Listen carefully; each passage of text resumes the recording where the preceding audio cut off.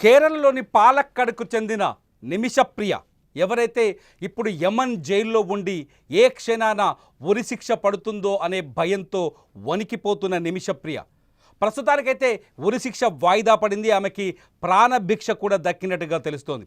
అయితే నిమిషప్రియ ఎందుకు Talal Abdo మెహదీని హత్య చేసింది?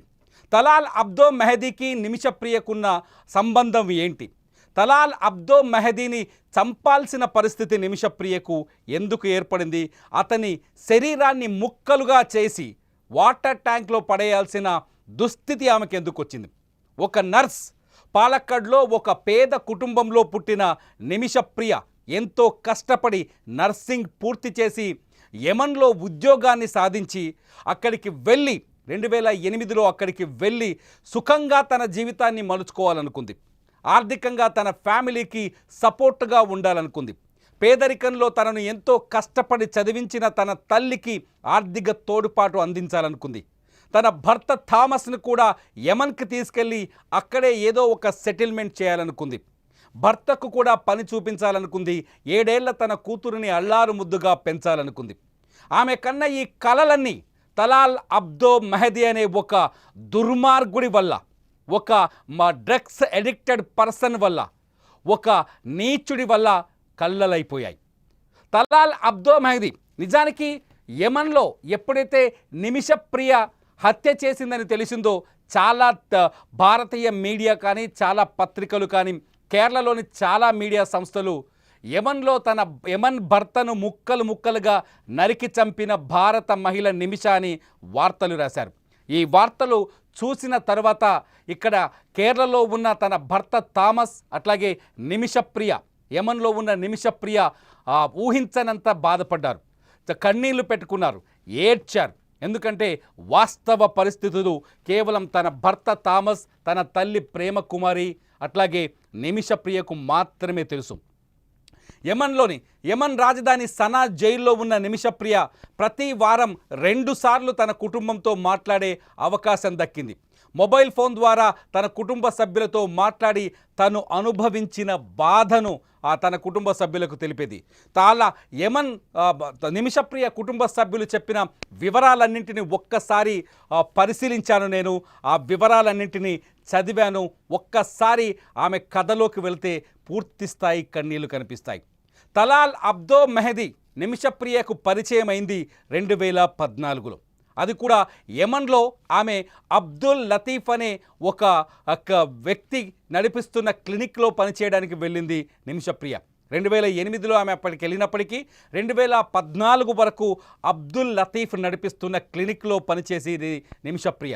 నిమిషప్రియ వైద్యానికి స్థానికంగా చాలా ప్రాచుర్యం దక్కింది. ఎందుకంటే ఒక ఆర్ఎంపీ డాక్టర్ మాదిరిగా నిమిషప్రియ అక్కడుండే ప్రజలకు వైద్యం చేసేది. ఆ వైద్యంతో అక్కడున్న ప్రజలు నిమిషప్రియని డాక్టర్గా భావించేవాళ్ళు. నిమిషప్రియ దగ్గరికి పేషెంట్స్ క్యూ కట్టేవాళ్ళు. నిమిషప్రియ వల్ల అబ్దుల్ లతీఫ్ క్లినిక్కి మంచి ఆదాయం వచ్చేది. అయితే ఈ ఆదాయాన్ని చూసి ఆలోచించిన నిమిషప్రియ తాను తన కుటుంబం ఆర్థిక ఇబ్బందుల్లోంచి బయటపడాలి అంటే తను ఒక క్లినిక్ పెట్టాలి అనుకుంది. నిజానికి అప్పటికే తన భర్త కూతురిని 7 సంవత్సరాల కూతురిని కేరళకు తిరిగి పంపించింది నిమిషప్రియ. యమన్లో వచ్చే డబ్బు సరిపోవట్లేదని, ఆ డబ్బుతో తన కుటుంబాన్ని పోషించలేమని, అట్లాగే తన భర్తకు పని దొరకడం లేదని, కేరళలో ఆటో డ్రైవర్గా బతుకుతున్న టోనీ థామస్ యమన్లో ఏ పని చేయలేకపోవడం, ఇవన్నీ ఈ కారణాల రీత్యా 2014కు ముందే తిరిగి యమన్ నుంచి భర్తని కూతుర్ని ఇండియాకు పంపించింది. 2014లో తను పెట్టాలనుకున్న క్లినిక్ని నిజానికి ఇండియాకు పంపించిన తర్వాత థామస్ ఇక్కడ కొంత ఆర్థికంగా తన భార్యకి సపోర్ట్ చేశాడు. మళ్ళీ క్లినిక్ ప్రారంభించే ప్రయత్నాలు మొదలుపెట్టారు. 2014లో ఊహించని విధంగా ఎవరైతే తలాల్ అబ్దో మెహదీ వీళ్ళ జీవితంలోకి వచ్చాడు. తలాల్ అబ్దో మెహదీ ఇతను ఓ డాక్టర్ కాదు, నర్సు కాదు, కేవలం ఒక డైలీ లేబర్. అబ్దుల్ లతీఫ్ ఎవరైతే క్లినిక్ ఉందో, ఈ నిమిషప్రియ ఆ క్లినిక్లో పనిచేస్తుందో, ఆ క్లినిక్లో పాచి పనులు చేయడానికి, బట్టలు ఉతకడానికి, చైర్లు రిపేర్ చేయడానికి ఒక డైలీ లేబర్ కార్మికుడిలాగా వచ్చాడు తలాల్ అబ్దో మెహదీ. అక్కడ నిమిషప్రియతో అతనికి పరిచయం ఏర్పడింది. రెగ్యులర్గా ఒకే చోట ఇద్దరు కలిసి పనిచేయడం వల్ల ఇద్దరి మధ్య కొంత సాన్నిహిత్యం కూడా పెరిగింది. దీంతో తలాల్ సహాయం తీసుకొని, నిజానికి యమన్ చట్టాల ప్రకారం యమన్ పౌరుల భాగస్వామ్యం లేకుండా ఏ విదేశీయుడు అక్కడ వ్యాపారం చేయడానికి వీల్లేదు. ఈ నేపథ్యంలో తలాల్ సహాయం తీసుకొని నిమిషప్రియ, ఆమె భర్త థామస్ ఇద్దరూ కలిసి ఒక క్లినిక్ని ప్రారంభించాలనుకున్నారు. 2014 తర్వాత ఆ క్లినిక్ని ప్రారంభించే పనులు కూడా మొదలుపెట్టారు. మీరు స్క్రీన్లో చూడొచ్చు, ఒక వీడియో, ఒక ఫోటో ఉంది. తలాల్కి ఈ నిమిషప్రియకు సంబంధించిన క్లినిక్ ఫోటో. ఈ క్లినిక్ ఫోటోని ఒకసారి మా పీసీఆర్ టీమ్ ఆ క్లినిక్ ఫోటో ప్లే చేస్తుంది. తలాల్కి సంబంధించిన అక్కడ ఒక వ్యక్తి ఊడుస్తున్న క్లినిక్ ఫోటో చూస్తున్నారు. ఒక బాక్సులో నిమిషప్రియ, అట్లాగే ఇది క్లినిక్. నిజానికి నిమిషప్రియకు సంబంధించిన క్లినిక్ ఫోటో ఇది. ఈ క్లినిక్లోనే నిమిషప్రియ ఈ క్లినిక్ ప్రారంభించడానికే నిమిషప్రియ చాలా కష్టపడ్డది. 2014లో తను క్లినిక్ మొదలు పెట్టాలనుకున్నప్పుడు తను పనిచేస్తున్న అబ్దుల్ లతీఫ్ ఆ క్లినిక్ ప్రారంభానికి అడ్డు చెప్పాడు. అబ్దుల్ లతీఫ్ ఆ క్లినిక్ని అంటే నిమిషప్రియ ఎటువంటి క్లినిక్ మొదలు పెట్టకుండా ఉండేందుకు అనేక ఆటంకాలు సృష్టించాడు. ఎందుకంటే తన దగ్గర పనిచేస్తున్న ఒక నర్స్ ఇంకొక క్లినిక్ పెడితే తనకు ఆదాయం తగ్గిపోతుందన్నది అబ్దుల్ లతీఫ్ వాదన. దీంతో రకరకాల సమస్యలు సృష్టించాడు. చివరికి నిమిషప్రియ అబ్దుల్ లతీఫ్తో కాంప్రమైజ్ అయింది. తలాల్తో లైసెన్స్ తీసుకోవాలని, అప్పటికే తలాల్ పేరు మీద లైసెన్స్ తీసుకోవాలని భావించినప్పటికీ అబ్దుల్ లతీఫ్ ముందుకు రావడంతో తలాల్ని పక్కన పెట్టింది. మనకు తెలిసినట్టుగా, అందరూ మనం మాట్లాడుకుంటున్నట్టుగా నిజానికి తలాల్కి నిమిషప్రియ చేసిన వ్యాపారానికి ఎటువంటి సంబంధం లేదు. తలాల్ పేరుతో ఎటువంటి లైసెన్స్ కూడా తీసుకోలేదు నిమిషప్రియ. తను అంతకుముందు పనిచేసిన క్లినిక్ యజమాని అబ్దుల్ లతీఫ్ సహాయంతోనే తను కూడా ఒక క్లినిక్ని ప్రారంభించింది. ఆ క్లినిక్లో అబ్దుల్ లతీఫ్కి 33% వాటా ఇచ్చింది. క్లినిక్ ప్రారంభించడానికి అబ్దుల్ లతీఫ్ కూడా పెట్టుబడి పెట్టాడు. ఆ నిమిషప్రియ అబ్దుల్ లతీఫ్ మధ్య ఈ ఒప్పంద పత్రం ఉంది. అయితే ఆ క్లినిక్ని స్టార్ట్ చేయడం కోసం తలాల్ సహాయం తీసుకుంది నిమిషప్రియ. అంటే ఆ వస్తువులు సేకరించడం కోసం కావచ్చు, క్లినిక్ని పరిశుభ్రంగా ఉంచడం కోసం కావచ్చు, క్లినిక్లో మెటీరియల్ తెచ్చిపెట్టడం కోసం కావచ్చు, క్లినిక్లో పని వాళ్ళతో పని చేయించడం కోసం కావచ్చు. దీంతో వీళ్ళిద్దరి మధ్య సాన్నిహిత్యం పెరిగింది, కానీ ఎటువంటి వివాహేతర సంబంధం లాంటి సంబంధాలు మాత్రం లేవు. ఎప్పుడైతే నిమిషప్రియ ఎప్పుడైతే తలాల్ నిమిషప్రియకి సహాయం చేయడం మొదలుపెట్టాడో అప్పుడే నిమిషప్రియని ఒక సహాయం అడిగాడు తలాల్. ఏంటంటే, మీరు క్లినిక్ ప్రారంభించడానికి నేను సహాయం చేశాను కాబట్టి నన్ను మీ దేశానికి తీసుకెళ్ళండి, మీ భారతదేశానికి తీసుకెళ్ళి నాకు అక్కడి ప్రదేశాన్ని చూపించడని కోరారు. దీంతో 2015 జనవరిలో, అంటే యమన్లో అంతర్యుద్ధం ప్రారంభమవ్వడానికి ముందు నిమిషప్రియ ఏం చేసిందంటే ఈ తలాల్ని తీసుకొని కేరళకు వచ్చింది. అప్పటికే నిమిషప్రియ భర్త టోనీ థామస్, అట్లాగే ఆమె కూతురు కూడా ఇక్కడే ఉన్నారు. నిజానికి వాళ్ళు ఒక ఫంక్షన్ చేయడానికి, కూతురికి ఒక సంప్రదాయబద్ధమైన ఫంక్షన్ చేయడానికి ఇక్కడికి వచ్చారు. ఆ సమయంలోనే వచ్చి అక్కడ ఏర్పాట్లు చేసుకున్న తర్వాత నిమిషప్రియ తలాల్ని తీసుకొని జనవరిలో ఇక్కడికి వచ్చింది. ఫంక్షన్ అయిన తర్వాత తిరిగి థామస్ అట్లాగే అంటే తన భర్త థామస్ అట్లాగే కూతురు తిరిగి యమన్కి వెళ్ళలేకపోయారు. దానికి అతిపెద్ద కారణం ఏంటంటే యమన్లో అంతర్యుద్ధం రావడం. దీంతో ఒక నిమిషప్రియకు మాత్రమే తిరిగి వెళ్ళే అవకాశం దక్కింది. అయితే 2015 జనవరిలో కేరళకు వచ్చిన తలాల్ ఇక్కడ కూడా కొన్ని పనులు చేశాడు.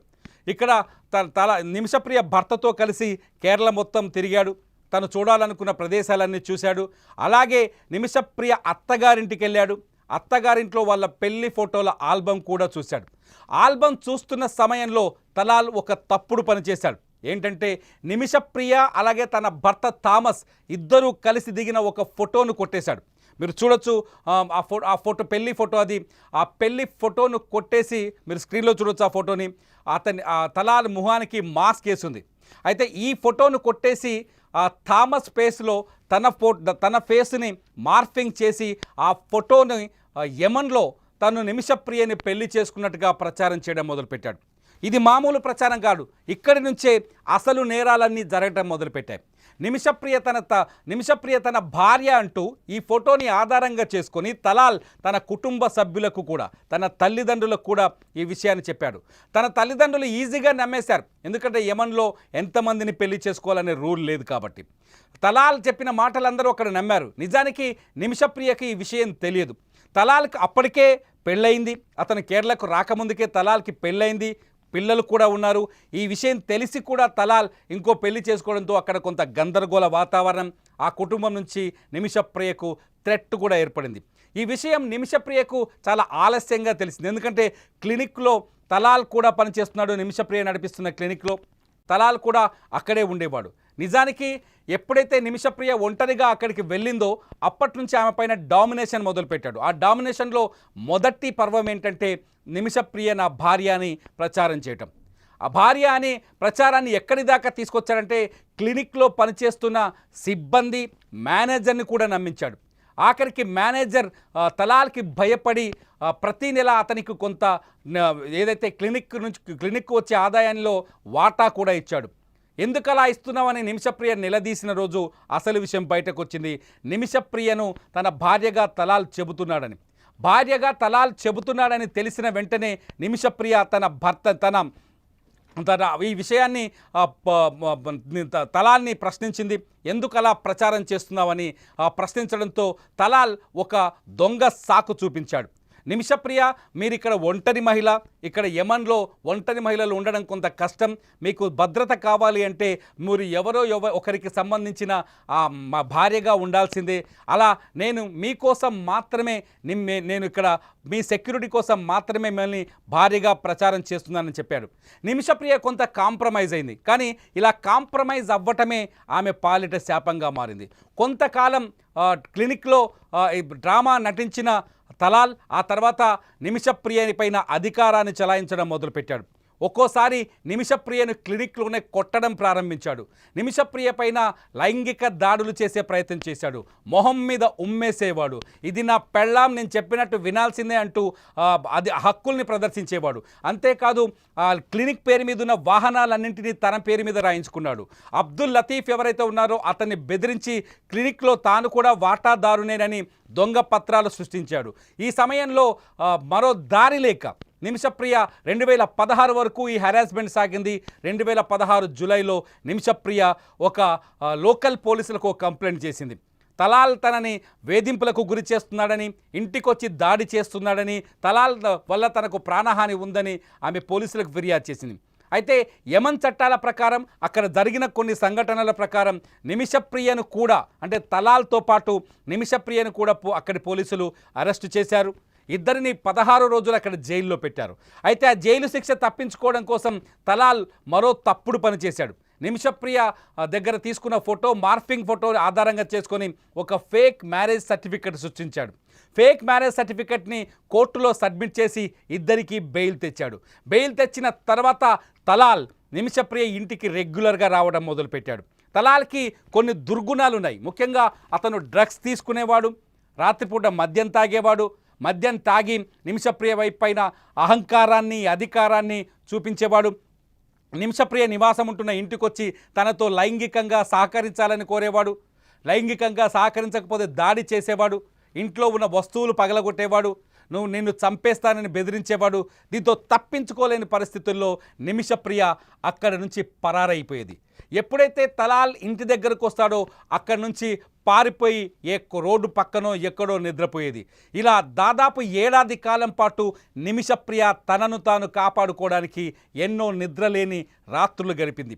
ఈ అంశాలన్నీ తలాల్ చేస్తున్న ఈ దుర్మార్గాల గురించి నిమిషప్రియ ఇంటి కిందే ఉన్న హసన్ అనే మరో నర్సుకు కూడా తెలుసు. అంతేకాదు నిమిషప్రియ ఇంటికి సమీపంలో ఉన్న జైల్లో ఉండే ఒక వార్డెన్కు కూడా తెలుసు. ఎందుకంటే ఆ వార్డెన్ నిమిషప్రియ క్లయింట్, ఆ వార్డెన్ నిమిషప్రియ పేషెంట్. ఆ వార్డెన్కి కూడా నిమిషప్రియ వైద్యం చేసేది. దీంతో ఆ వార్డెన్ కొంతకాలం అతన్ని భరించు, అవకాశం వచ్చినప్పుడు నేను సలహా ఇస్తానంటూ నిమిషప్రియకు కొంత ధైర్యం చెప్పారు. ఈ హసన్ అనే నర్సు కూడా నిమిషప్రియ పడుతున్న బాధను చూసి చాలాసార్లు ఆమెను ఓదార్చేది. ఈ క్రమంలోనే ఒకరోజు తలాల్ ఫుల్లుగా తాగి తన స్నేహితులను వెంటేసుకొని వచ్చాడు. తనతో పాటు తన స్నేహితులతో కూడా లైంగికంగా ఉండాలని వేధింపులకు గురి చేశారు. ఆ స్నేహితులు కూడా ఈమె పైన దాడి చేసే ప్రయత్నం చేశారు. దీంతో ఆ రోజు రాత్రి అట్నుంచి తప్పించుకొని పారిపోయిన నిమిషప్రియ ఎలాగైనా తలాల్ నుంచి బయటపడాలని ప్రయత్నించింది. నిజానికి అప్పటికే Talal Nimishapriya passport, Nimishapriya legal documents, నిమిషప్రియకు సంబంధించిన డబ్బులన్నింటినీ దొంగిలించాడు, దాచిపెట్టుకున్నాడు. ఈ విషయాన్ని ఎవరైతే జైలు వార్డెన్ ఉన్నాడో ఈమెకు తెలిసిన జైలు వార్డెన్ ఆ వార్డెన్కి చెప్పడంతో ఆ వార్డెన్ ఈమెకు ఒక సలహా ఇచ్చాడు. ఎప్పుడైతే తలాల్ పూటుగా తాగి ఇంటికి వస్తాడో ఆ సమయంలో అతన్ని మత్తులోకి దించి పాస్పోర్టు, డబ్బులు, డాక్యుమెంట్స్ తీసుకొని పరారైపోమ్మా, నేను నీకు సహకారం చేస్తానని చెప్పి ఆ జైలు వార్డెన్ సూచించారు. ఆ జైలు వార్డెన్ మాటలు కొంత ఆమెకు ఊరటనిచ్చాయి. ఆ జైలు వార్డెన్ చెప్పినట్టుగానే తలాల్ మద్యం తాగో లేకపోతే డ్రగ్స్ తీసుకొనో తన ఇంటికి వచ్చినప్పుడు అతనికి మత్తు మందించి అక్కడి నుంచి పారిపోవాలని పెద్ద ప్లాన్ చేసుకుంది నిమిషప్రియ. 2017లో జూన్ 2017లో ఈ సంఘటన జరిగింది. తలాల్ ఒకరోజు ఫుల్గా డ్రగ్స్ తీసుకొని ఇంటికి వచ్చాడు. ఇంటికి వచ్చిన తర్వాత నిమిషప్రియ పైన మళ్ళీ ఎప్పట్లాగే లైంగిక దాడికి ప్రయత్నం చేశాడు. ఆ సమయంలో నిమిషప్రియ తను కెటామైన్ అనే ఒక మత్తు పదార్థాన్ని ఇంజెక్షన్గా మార్చి ఇంటికొచ్చిన తలాల్కి ఆ ఇంజెక్షన్ చేసింది. ఎప్పుడైతే ఇంజెక్షన్ చేసిందో అప్పుడే తలాల్ గిలగిలా కొట్టుకున్నాడు, భారీ అరుపులు కూడా చేశాడు. కొద్దిసేపటి తర్వాత తలాల్ ఉలుకు పలుకు లేకుండా పడిపోయాడు. ఆ తర్వాత ఏమీ చెక్ చేస్తే అతను ప్రాణం విడిచినట్టుగా నిర్ధారించుకుంది నిమిషప్రియ. ఆ సమయంలో నిమిషప్రియకి ఏం చేయాలో తోచలేదు. వెంటనే ఇంటి కింద ఉన్న హసన్ అనే మరో నర్సుకు ఫోన్ చేసి ఆమె సహాయం అడిగింది. నర్సు పైకి వచ్చింది. నిమిషప్రియ చేసిన పనిని చూసి కొంత భయపడినప్పటికీ ఆమె అనుభవించిన నరకాన్ని చూసి ఆమెకు సహాయం చేయాలనుకుంది. వెంటనే నిమిషప్రియ ఆ నర్స్ ఇద్దరూ కలిసి తలాల్ డెడ్ బాడీని ముక్కలు ముక్కలుగా నరికేశారు. డెడ్ బాడీని నరికిన తర్వాత ఆ ముక్కలన్నీ తీసుకెళ్ళి అదే ఇంటి పైన ఉన్న వాటర్ ట్యాంక్లో పడేశారు. వాటర్ ట్యాంక్లో పడేసిన తర్వాత కొంతకాలం ఈ హత్య బయటకు రాకుండా ఉండేందుకు ఆగస్టు వరకు సైలెంట్గా ఉన్నారు. ఆగస్టులో నిమిషప్రియ అక్కడి నుంచి పారిపోయి సౌదీకి చేరాలనుకుంది. పాస్పోర్ట్ తీసుకొని సౌదీకి వెళ్ళే ప్రయత్నంలోపే తలాల్ కుటుంబ సభ్యులు పోలీసులకు ఇచ్చిన ఫిర్యాదుతో వాళ్ళు ఎంక్వైరీ చేస్తే నిమిషప్రియ ఇంటి వాటర్ డబ్బాలో ఆ తలాల్ డెడ్ బాడీ దొరికింది. దీంతో నిమిషప్రియను, హసన్ను, ఆ జైలు వార్డెన్ను ముగ్గురిని అరెస్ట్ చేశారు యమన్ సనా పోలీసులు. నిమిషప్రియని కోర్టుకు తీసుకెళ్లారు. కోర్టులో హసన్కి యావజ్జీవ కారాగార శిక్ష పడింది. అట్లాగే జైలు వార్డెన్కి ఉద్యోగం పోయి సాధారణ జైలు శిక్ష పడింది. నిమిషప్రియకు మాత్రం ఊరి శిక్ష పడింది. అప్పటి నుంచి 2020 నుంచి నిమిషప్రియ జైల్లోనే ఉంది. తన కూతుర్ని మళ్ళీ చూస్తానని ఆలోచించలేకపోయింది. తన పుట్టిన కేరళకి మళ్ళీ రాలేననుకుంది. కానీ నిమిషప్రియ కోసం ఆమె తల్లి ప్రేమ కుమారి భారీ పోరాటం చేస్తోంది. గడిచిన ఏడాది కాలంగా నిమిషప్రియ ప్రేమ కుమారి కేరళలోనే ఉంది. తలాల్ క్యారెక్టర్ గురించి వాళ్ళ కుటుంబ సభ్యులకు అర్థమయ్యేలా చెప్పింది. నిజానికి నిమిషప్రియ తన బాధను వ్యక్తం చేసేటప్పుడు కొన్ని కీలకమైన విషయాలు చెప్పింది. తన మాట ఎవ్వరూ వినలేదు. తన బాధని కనీసం యమన్ పోలీసులు పట్టించుకోలేదు. యమన్ కోర్టులో కూడా తనకు న్యాయం జరగలేదని చెప్పింది.